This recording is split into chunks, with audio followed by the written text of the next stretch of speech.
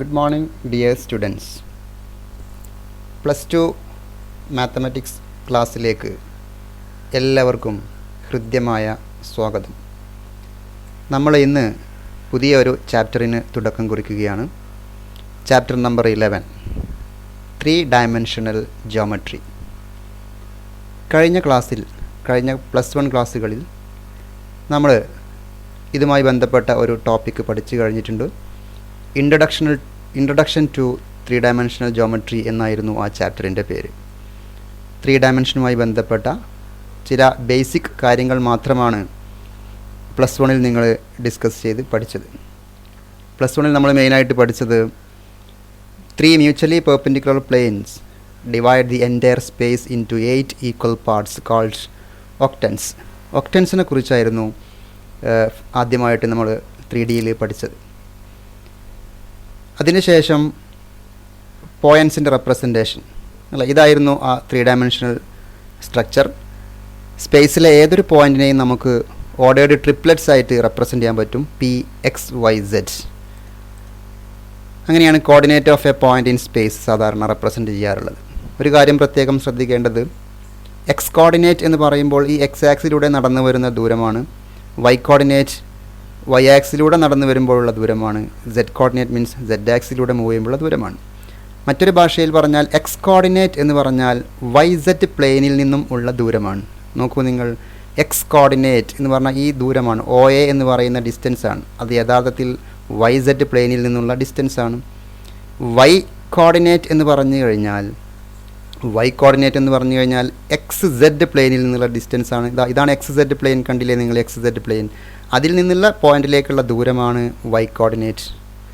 Z coordinate എന്ന് പറഞ്ഞു കഴിഞ്ഞാലോ, സെഡ് മാത്രം അങ്ങ് മറച്ചു പിടിച്ചാൽ മതി. സെഡ് കോർഡിനേറ്റ് എന്ന് പറഞ്ഞു കഴിഞ്ഞാൽ XY പ്ലെയിനിൽ നിന്നുള്ള ഡിസ്റ്റൻസാണ്. ഇതാണ് XY പ്ലെയിൻ. ഈ ഫ്ലോർ പോലെ കാണുന്നതാണ് XY plain.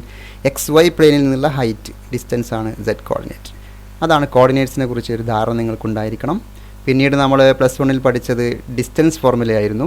Distance between 2 points √(x2 - x1) എന്നുള്ള ആ ഫോർമുല. ഇവിടെ OP എന്നുള്ള ഡിസ്റ്റൻസ് നമുക്ക് പറയാൻ സാധിക്കും. OP എന്ന് പറഞ്ഞാൽ √(x² + y² + z². പിന്നീട് ഇതിൽ സെക്ഷൻ ഫോർമുല എന്ന് പറഞ്ഞ് ഈ 4 സംഗതികളാണ് നമ്മൾ കാര്യമായിട്ട് ഫസ്റ്റ് ഇയർ ക്ലാസ്സുകളിൽ പഠിച്ചത്.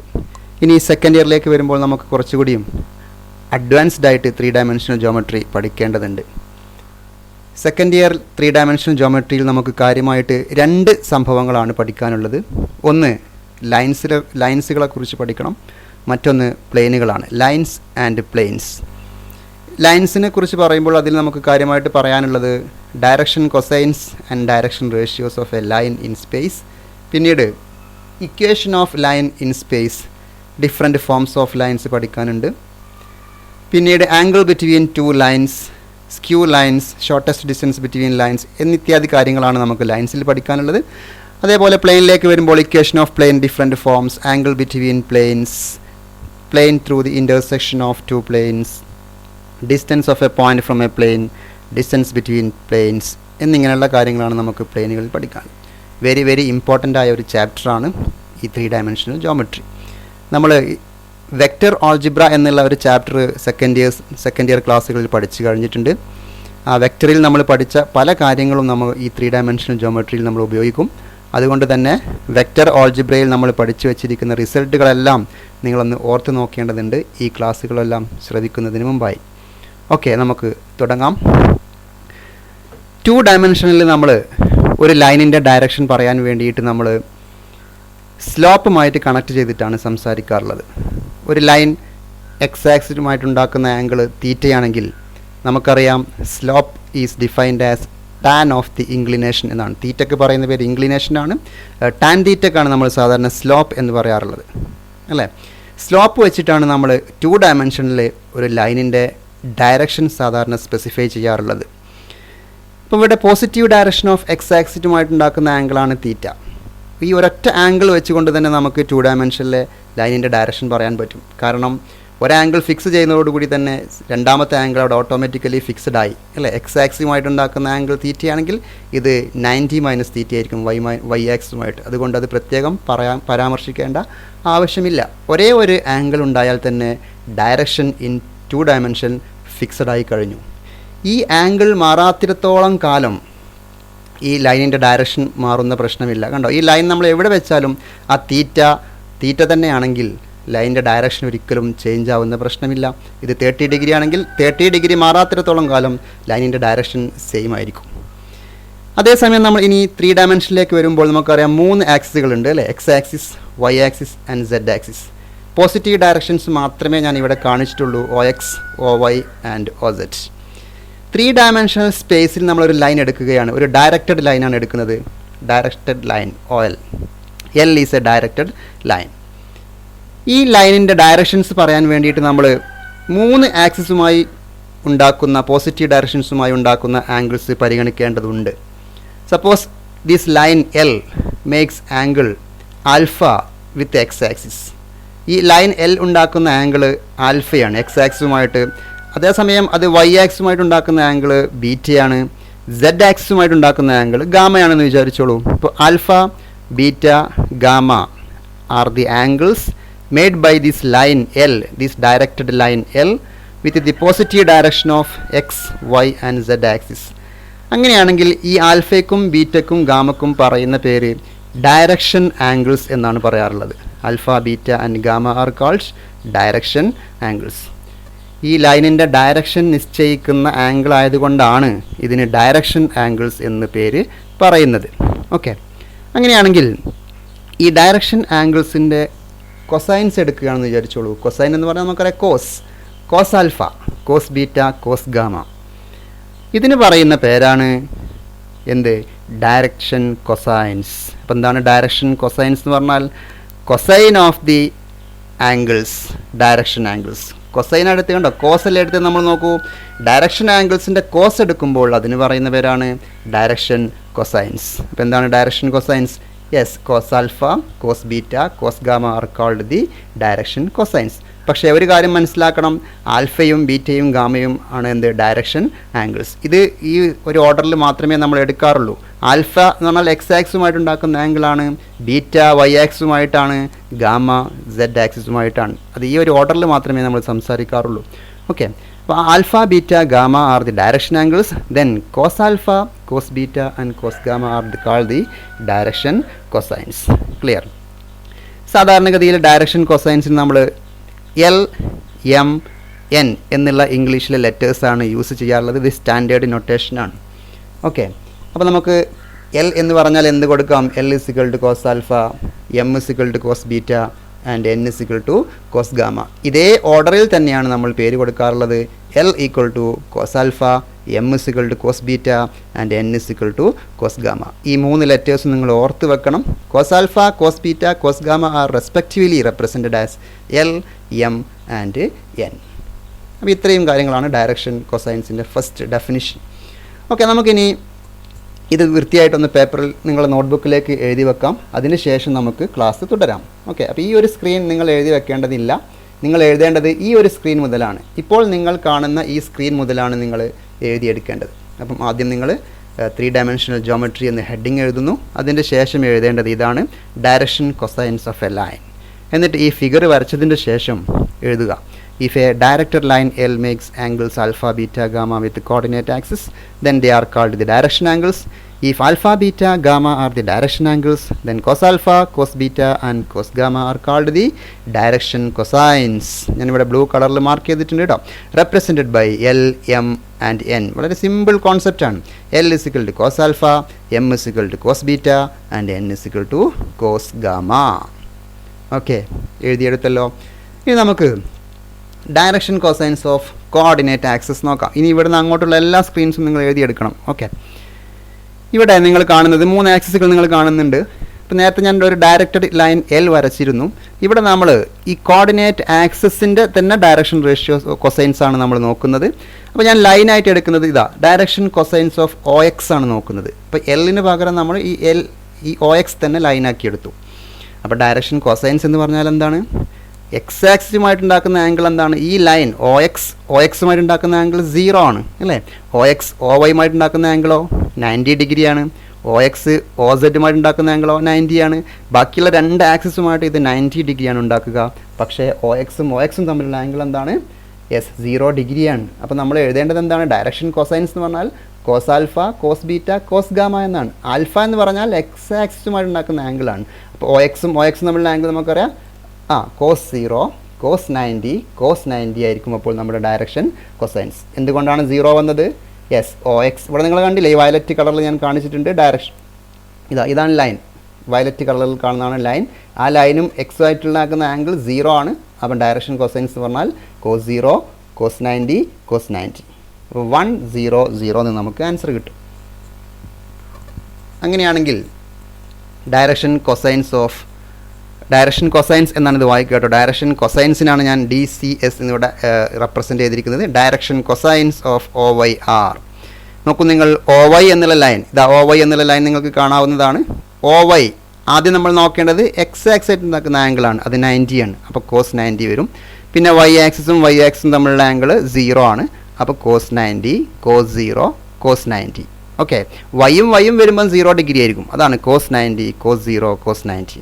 അപ്പോൾ ആൻസർ എന്ത് വരും? യെസ് 0 1 0. അങ്ങനെയാണെങ്കിൽ last direction cosines of OZ. ഇവിടെ OZും OXും തമ്മിലുള്ള ആംഗിൾ യെസ് 90. അപ്പോൾ കോസ് 90, കോസ് 90, കോസ് 0 എന്ന് വരും. Cos 90, cos 90, cos 0. മനസ്സിലായല്ലോ? ആൽഫ എന്ന് പറയുന്നത് എക്സ് ആക്സിസുമായിട്ട് ഉണ്ടാക്കുന്ന ആംഗിളാണ്. അപ്പോൾ ഈ OZ ഇതുമായിട്ട് എക്സ് ആക്സുമായിട്ട് ഉണ്ടാക്കുന്ന ആംഗിൾ 90 ആണ്. അതുകൊണ്ടാണ് ഫസ്റ്റ് കോസ് 90. വൈയുമായിട്ട് ഉണ്ടാക്കുന്ന ആംഗിൾ 90, കോസ് 90. സെഡും തമ്മിലുള്ള ആംഗിൾ 0, അതുകൊണ്ട് കോസ് എടുത്തു. കോസ് എടുക്കുമ്പോഴാണ് കൊസൈൻസ് എന്ന് പറയുന്നത്. ഓക്കെ, ഇതാണ് ഡയറക്ഷൻ കൊസൈൻസ് ഓഫ് OZR 0 0 1. 0 0 1 എന്നാക്കണം കേട്ടോ. 1 0 0 0 1 0 0 0 1. അപ്പോൾ ഇത് നിങ്ങൾ മനസ്സിലാക്കി വെക്കണം. Direction cosines of x axis, y axis and z axis. Okay, വൃത്തിയായിട്ട് എഴുതി വെക്കുക. റിലേഷൻ കണക്റ്റിംഗ് ഡയറക്ഷൻ കൊസൈൻസ് ആണ് അടുത്തതായിട്ട് നമുക്ക് സംസാരിക്കാനുള്ളത്. നമ്മൾ സ്പേസിലൊരു പോയിൻ്റ് എടുത്തു, PXYZ അതിൻ്റെ കോർഡിനേറ്റ്. PXYZ അതിൻ്റെ കോർഡിനേറ്റ് ആണെങ്കിൽ നമുക്കറിയാം എക്സ് കോർഡിനേറ്റ് ഇതിലൂടെ മാർക്ക് ചെയ്യണം. അത് 3D ആയതുകൊണ്ട് ഇവിടെ ഞാൻ മാർക്ക് ചെയ്തിട്ടില്ല. പക്ഷേ Y കോർഡിനേറ്റും Z കോർഡിനേറ്റും ഞാൻ ഇവിടെ കൃത്യമായിട്ട് മാർക്ക് ചെയ്തിട്ടുണ്ട്. ഓക്കെ, Oയിൽ നിന്ന് Pയിലേക്കുള്ള ഡിസ്റ്റൻസ് R ആണെന്ന് വിചാരിച്ചോളൂ. Y ആക്സിസുമായിട്ടുണ്ടാക്കുന്ന ആംഗിളാണ് ബീറ്റ, Z ആക്സിസുമായിട്ടുണ്ടാക്കുന്ന ആളാണ് ഗാമ. ആൽഫ ഇവിടെ മാർക്ക് ചെയ്തിട്ടില്ല, കൺഫ്യൂഷൻ ഉണ്ടാവണ്ട എന്ന് വിചാരിച്ചിട്ടാണ്. നമുക്കറിയാം OP എന്ന് പറഞ്ഞു കഴിഞ്ഞാൽ √(x² + y² + z² ആണ് അല്ലേ? നമ്മൾ പഠിച്ചിട്ടുണ്ട് ഡിസ്റ്റൻസ് ഫോർമുലയിൽ √(x² + y². അപ്പോൾ R² എന്ന് പറഞ്ഞാൽ എന്തായിരിക്കും? R² = x² + y² + z². ഇത്രയും കാര്യങ്ങൾ നമുക്ക് അടിസ്ഥാനപരമായിട്ട് അറിഞ്ഞിരിക്കേണ്ട കാര്യമാണ്. ഇനി ചിത്രത്തിലേക്ക് നോക്കൂ നിങ്ങൾ. ഈ OAP എന്ന് പറയുന്ന റൈറ്റ് ട്രയാങ്കിളിൽ what is cos beta? Cos of beta എന്ന് പറഞ്ഞാൽ നമുക്കറിയാം adjacent side divide by hypotenuse നമ്മൾ പഠിച്ചിട്ടുണ്ട് അല്ലേ? അതായത് OA ഡിവൈഡഡ് ബൈ OP. മറ്റൊരു ഭാഷയിൽ പറഞ്ഞാൽ y/r എന്ന് നമുക്ക് പറയാം അല്ലേ? y/r ശരിയല്ലേ? Cos beta = y/r. Cos gamma എന്തായിരിക്കും നോക്കൂ, ഈ ട്രയാങ്കിളിൽ നോക്കൂ. ഈ ഗാമ തന്നെയാണ് ഇവിടെ ഉണ്ടാവുക, അല്ലെങ്കിൽ ഈ ട്രയാങ്കിൾ നോക്കിയാലും മതി അല്ലേ? കോസ് ഗാമ എന്ന് പറഞ്ഞാൽ ഈ distance height divide by this hypotenuse എന്ന് പറഞ്ഞാൽ ഈ ഹൈറ്റ് തന്നെയാണ് z/r എന്ന് നമുക്ക് പറയാൻ പറ്റും. ഓക്കെ, മറ്റൊരു രീതിയിൽ നമുക്ക് സംസാരിക്കാം കേട്ടോ. നോക്കൂ നിങ്ങൾ, ഈ ആംഗിൾ ഗാമയാണെങ്കിൽ ഈ ആംഗിളും ഗാമ തന്നെ ആയിരിക്കും. അതുകൊണ്ട് കോസ് ഗാമ ചെയ്യാൻ അഡ്ജസൻറ്റ് സൈഡ് z/r എന്ന് എഴുതിയാൽ മതി. Cos gamma = z/r. Cos beta y/r cos gamma z/r ആണെങ്കിൽ സ്വാഭാവികമായിട്ടും കോസ് ആൽഫ എന്തായിരിക്കും? കോസ് ആൽഫ = x/r ആയിരിക്കും. അവിടെ ചിത്രത്തിൽ കാണിക്കാൻ നിർവാഹമില്ലാത്തത് കൊണ്ടാണ്. Okay, cos alpha = x/r. ഇനി നമ്മൾ നോക്കേണ്ടത് ഈ 3 ഇക്വേഷൻസും, ഇത് L ആണ്, ഇത് M ആണ്, ഇത് N ആണ്. L = x/r, M = y/r and N = z/r. ഈ 3 ഇക്വേഷൻസും ഞാൻ സ്ക്വയർ ചെയ്യാണ്. cos² alpha + cos² beta + cos² gamma. അപ്പോൾ എങ്ങനെയായിരിക്കും ആൻസർ ഉണ്ടാവുക? x²/r² + y²/r² + z²/r². Same denominator വന്നതുകൊണ്ട് ഞാൻ ഒരുമിച്ച് എഴുതുന്നു x² + y² + z² / r². പക്ഷേ നമ്മൾ നോക്കൂ, ചിത്രത്തിൻ്റെ അടിയിലേക്ക് നോക്കൂ നിങ്ങൾ. What is x² + y² + z²? It is actually r². ഇവിടെ കണ്ടില്ലേ നിങ്ങൾ r²? അതുകൊണ്ട് ഇതെന്തായിട്ട് മാറി നോക്കൂ, r²/r² എന്ന് വന്നു അല്ലേ? എന്താണ് r²/r²? Yes, it is equal to 1. അപ്പോൾ നമുക്ക് എന്ത് പറയാം? ഇത് L ആണ് അല്ലേ? Cos alpha means L, L square plus M square plus N square is equal to 1. വളരെ പ്രധാനപ്പെട്ട 3 ഡയമെൻഷണൽ ജോമെട്രിയിലെ പ്രഥമവും പ്രധാനവുമായ ഒരു റിസൾട്ടാണ് നമ്മളിപ്പോൾ ഡിറൈവ് ചെയ്തിരിക്കുന്നത്. L square plus M square plus N square is equal to 1. ഈ റിസൾട്ട് നിങ്ങൾ എന്തായാലും ബൈഹാർട്ട് ചെയ്തിരിക്കണം. This is the relation connecting direction cosines. L M N എന്നതിന് നമ്പേഴ്സിന് പറയുന്ന പേരാണ് ഡയറക്ഷൻ കൊസൈൻസ്. അത് 3 നമ്പേഴ്സാണ്. ഒരു ലൈനിൻ്റെ ഡയറക്ഷൻ തീരുമാനിക്കുന്ന 3 നമ്പേഴ്സാണ് direction cosines L M N. അത് കണക്ട് ചെയ്യുന്ന റിലേഷനാണ് L square plus M square plus N square is equal to 1. Okay, ഇനി നോക്കൂ, മറ്റൊരു കാര്യം നമുക്ക് സംസാരിക്കാനുള്ളത്, 2 ഡയമെൻഷനിൽ നമ്മൾ ഒരു ലൈൻ ഉണ്ടാക്കുന്ന ആംഗിൾ തീറ്റയാണെങ്കിൽ, പോസിറ്റീവ് ഡയറക്ഷനുമായി ഉണ്ടാക്കുന്ന ആംഗിൾ തീറ്റയാണെങ്കിൽ, അതിൻ്റെ മറുവശത്ത് ഉണ്ടാക്കുന്ന ആംഗിൾ നെഗറ്റീവ് ഡയറക്ഷനുമായി ഉണ്ടാക്കുന്ന ആംഗിൾ പൈ മൈനസ് തീറ്റ ആയിരിക്കും. അല്ല, ഇത് 30 ഡിഗ്രി ആണെങ്കിൽ ഇത് 150 ഡിഗ്രിയാണ് നമ്മൾ പഠിച്ചിട്ടുണ്ട്. അതേ ലോജിക്ക് നമ്മൾ 3 ഡയമെൻഷണൽ ജോമെട്രിയിലേക്ക് അപ്ലൈ ചെയ്യുമ്പോൾ പോസിറ്റീവ് എക്സ് ആക്സിസുമായിട്ട് ഉണ്ടാക്കുന്ന ആംഗിൾ ആൽഫ ബീറ്റ ഗാമയാണെങ്കിൽ അതിന് നേരെ സപ്ലിമെൻ്ററി ആംഗിൾ ഉണ്ടാവും അല്ലേ? അതൊക്കെ ആയിരിക്കും supplementary angles. Pi minus alpha, pi minus beta, pi minus gamma are also direction angles. സാധാരണ നമ്മൾ ആൽഫ ബീറ്റ ഗാമ എന്നാണ് സംസാരിക്കാറുള്ളത്. നേരെ ബാക്കിലേക്കും ഒരു ആംഗിൾ ഉണ്ടാവും, ഇത് ഇവിടെ ഈ ചിത്രത്തിൽ കാണുന്നത് പോലെ. ഓക്കെ, അങ്ങനെയാണെങ്കിൽ ഇതിൻ്റെ കൊസൈൻസ് എടുക്കുമ്പോൾ എന്ത് സംഭവിക്കും? Cos pi minus alpha, cos pi minus beta, cos pi minus gamma, ഇതും ഒരു ലൈനിൻ്റെ ഡയറക്ഷൻ കൊസൈൻസ് ആയിരിക്കും. ഇതിനെ നമുക്ക് കോസ് പൈ മൈനസ് ആൽഫ എന്ന് പറഞ്ഞാൽ എന്താണ്? കോസ് പൈ മൈനസ് ആൽഫ നമ്മൾ പഠിച്ചിട്ടുണ്ട്, സെക്കൻഡ് ക്വാഡ്രൻ്റ് ആംഗിൾ ആയതുകൊണ്ട് മൈനസ് കോസ് ആൽഫ ആയിരിക്കും അല്ലേ? Minus cos alpha, minus cos beta, minus cos gamma. ഇതിന് നമുക്ക് minus L, minus M, minus N എന്ന് വേണമെങ്കിൽ പേര് വിളിക്കാം. അതുകൊണ്ട് L M N direction cosines ആണെങ്കിൽ negative L, negative M, negative N are also direction cosines. ഇപ്പോൾ എൽ എം എൻ ഒരു ലൈനിൻ്റെ ഡയറക്ഷൻ കൊസൈൻസ് ആണെങ്കിൽ minus L, minus M, minus N are also direction cosines of the same line. സാധാരണഗതിയിൽ നമ്മൾ ഈ positive മാത്രമേ എടുക്കാറുള്ളൂ. ഇത് ജസ്റ്റ് ഒന്ന് പറഞ്ഞൊന്ന് മാത്രം മനസ്സിലാക്കി വെക്കാൻ വേണ്ടി പറഞ്ഞൊന്ന് മാത്രം നമ്മൾ സാധാരണഗതിയിൽ എൽ എം എൻ മാത്രമേ റെഫർ ചെയ്യാറുള്ളൂ. ഓക്കെ, ഇവിടെ നമ്മൾ 2 ഡയമെൻഷനിൽ നമ്മൾ ഈ ഒരു ആംഗിൾ മാത്രമേ സാധാരണഗതിയിൽ റെഫർ ചെയ്യാറുള്ളൂ. അതുപോലെ തന്നെ ഇവിടെ എൽ എം എൻ മാത്രമാണ് നമ്മൾ ഡയറക്ഷൻ കൊസൈൻസ് ആയിട്ട് എടുക്കുക. ഇത് ജസ്റ്റ് ഒരു ഡിസ്കഷന് വേണ്ടി പറഞ്ഞ് എന്ന് മാത്രം. ഓക്കെ, അപ്പോൾ ഈ ഒരു ക്ലാസ്സിൽ നമ്മൾ കാര്യമായിട്ട് സംസാരിച്ചത് direction cosines of a line, direction കൊസൈൻസിൻ്റെ റിലേറ്റിംഗ് കണക്റ്റിംഗ് എലമെൻറ്റ് സംസാരിച്ചു. അതുപോലെ ഈ ഒരു ലാസ്റ്റ് പോയിന്റ് മാത്രമേ, വളരെ കുറച്ച് കാര്യങ്ങൾ മാത്രമേ നമ്മൾ ഇന്ന് പറഞ്ഞിട്ടുള്ളൂ. ഫസ്റ്റ് പറഞ്ഞത് direction cosines of a line, L is equal to cos alpha, M is equal to cos beta, and N is equal to cos gamma, where alpha, beta, gamma are the angle made by the line with the positive direction of coordinate axis. പിന്നെ ഒരു result പറഞ്ഞു, L square plus M square plus N square is equal to 1. ഈ രണ്ട് കാര്യങ്ങൾ മാത്രമേ നമ്മൾ ഇന്നത്തെ ക്ലാസ്സിൽ സംസാരിച്ചിട്ടുള്ളൂ. ക്ലാസ് തുടക്കം മുതൽ തന്നെ ശ്രദ്ധിച്ച് കേൾക്കുക. വളരെ ഇമ്പോർട്ടൻ്റ് ആയ ഒരു ചാപ്റ്ററാണ് 3 ഡയമെൻഷണൽ ജോമെട്രി. അതുകൊണ്ട് തന്നെ തുടക്കം മുതൽ തന്നെ നിങ്ങൾ നന്നായി ശ്രദ്ധിച്ച് കേൾക്കണമെന്ന് ഞാൻ വിനീതമായിട്ട് അഭ്യർത്ഥിക്കുന്നു. എല്ലാവർക്കും നന്ദി പറഞ്ഞുകൊണ്ട് നമുക്ക് വീണ്ടും കാണാം. Okay, bye bye, thank you.